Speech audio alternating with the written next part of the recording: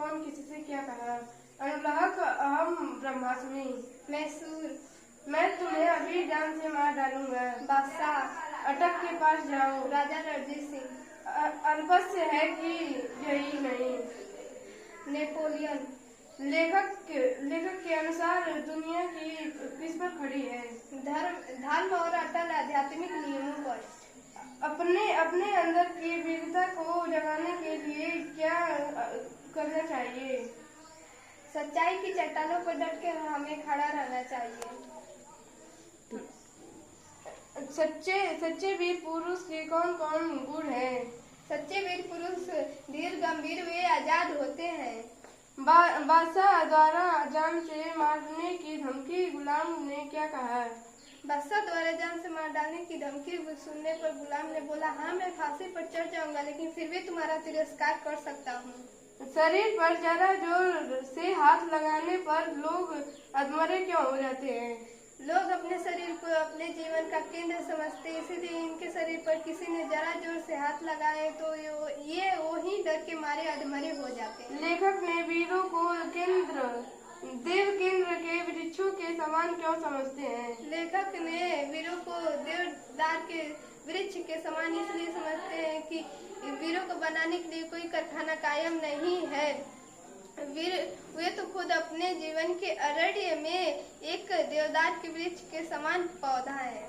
मुहावरा, डर से अधमरे होना, अधिक डर जाना। वाक्य प्रयोग, सांप को देखकर सीमा ने डर के मारे अधमरी हो गई।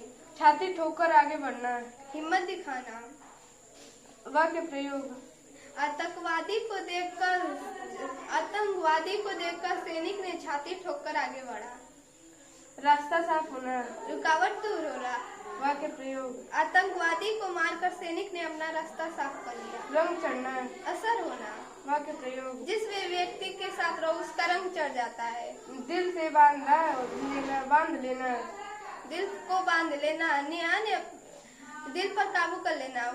वाक्य प्रयोग, नेहा ने अपने नेत्र से अपने दिल को बांध लिया। आजाद, स्वतंत्र, गुलाम, सेवक, बादशाह, राजा, कैदी, बंदी, कुदरत, प्राकृतिक, प्रत्यय। शब्दों के पीछे लगकर जिसका अर्थ बदल दे उसे हम प्रत्यय कहते हैं। तो लगाकर अर्थ बनाइए। महत्व, प्रभुत्व, वीरत्व, तत्व। विलोम शब्द, उल्टा अर्थ देने वाले शब्द को विलोम शब्द कहते हैं। जैसे उपस्थिति, अनुपस्थिति, उदार, अनुदार, अस्थाई, अस्थाई। व्यंजन गुच्छ किसे कहते हैं। गुच्छ व्यंजन, जब किसी शब्द में 3 व्यंजन एक साथ आते हैं तो उसे हम गुच्छ व्यंजन कहते हैं। जैसे अल्पस, आ प्लस प प्लस स प्लस य प्लस अल्पस। सर्वेश्वर दयाल सक्सेना का जीवन परिचय। सर्वेश्वर दयाल सक्सेना जी का जन्म 15 सितंबर सन 1927 ईस्वी में बस्ती जिले में हुआ था। इनका काव्य रचनाएं खूंटी पर टंगे लोग, कविताएं 2, बांस से बनी पुल आदि। इनका मृत्यु 1983 ईस्वी में इनका मृत्यु हुआ था। प्रेरणार्थक क्रिया किसे कहते हैं। जब किसी व्यक्ति से एक अपना कार्य स्वयं न करके दूसरे से करवाता है उसे हम प्रेरणार्थक शब्द कहते हैं।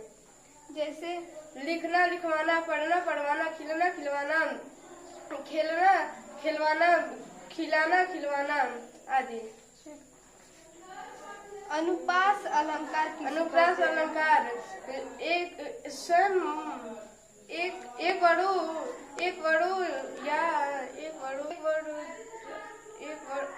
एक वर्ण आकृति बार बार जब आता है वहाँ पर अलंकार अनुप्रास अलंकार होता है। जहाँ जैसे उसका उदाहरण, पेड़ के संग बढ़ना सीखो, पेड़ों के संग हिलना। संग शब्द का 2 बार अर्थ आया। और पेड़ को मत कटने देना, मत चिड़ियों को रोना, मत शब्द 2 बार आया।